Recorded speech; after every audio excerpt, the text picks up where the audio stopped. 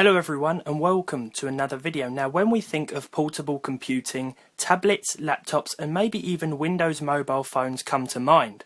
All suitable and accessible options, but have you ever considered one of these? A fully fledged desktop USB PC.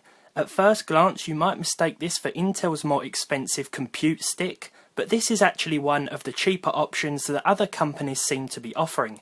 This is known simply as the hands-free PC on a stick, and here in the UK it retails for £50, which works out as around $70.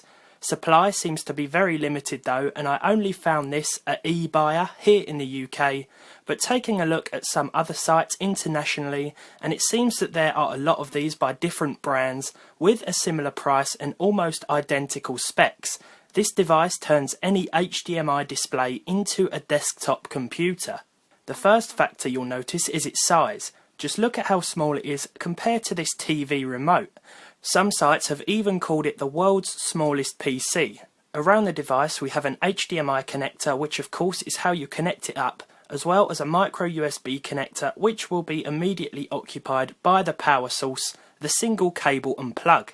You've also got a standard USB port and micro SD card slot for additional storage if you wish, which will likely come in handy given the 32GB of onboard space. Also contained within this 38g device we have an Intel Atom quad-core CPU, 2GB of DDR3 Ram, Windows 8.1, Wi-Fi and Bluetooth connectivity.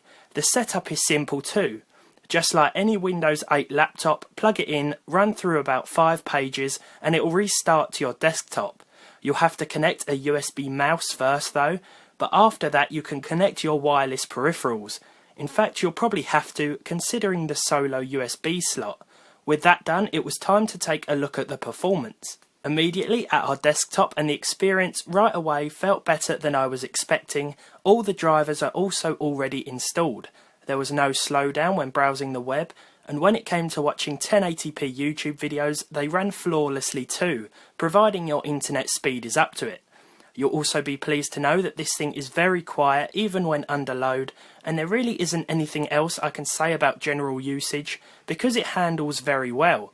Just don't go opening too many tabs in Google Chrome, because that's one thing that a lot of lower end hardware and systems sometimes take issue with. Now of course we've got to test out the gaming performance. It would be silly not to. You guys may remember we did a video on a Windows 10 tablet a while back which actually shared similar specs but was let down by its single gig of RAM. It's safe to say that we established that something like this is for older games only, but that's never been a bad thing. We tested out a few titles here, starting with the least demanding Max Payne. The game sat pretty close to 60 FPS most of the time, with a few frame drops here and there, even with the high settings enabled and AA off. More than playable results here, but that was sort of expected given the age of this game. Next up, it's Need for Speed Underground, which is a little more fast paced. Excuse what is probably awful driving here, but the game runs between 30 and 60 frames per second and sort of jumps all over the place, but never really drops below anything playable.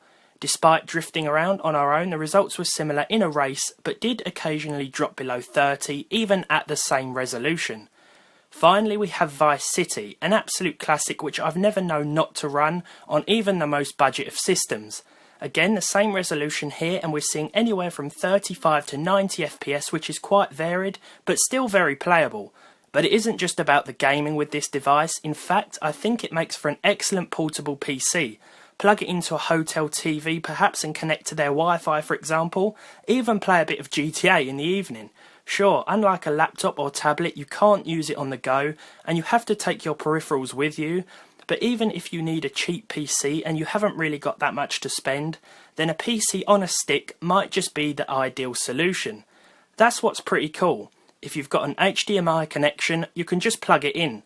Just think, maybe one day we'll be using these for fully fledged gaming.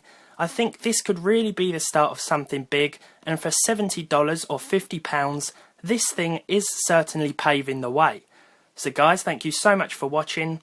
I hope you enjoyed this little look at this PC on a stick.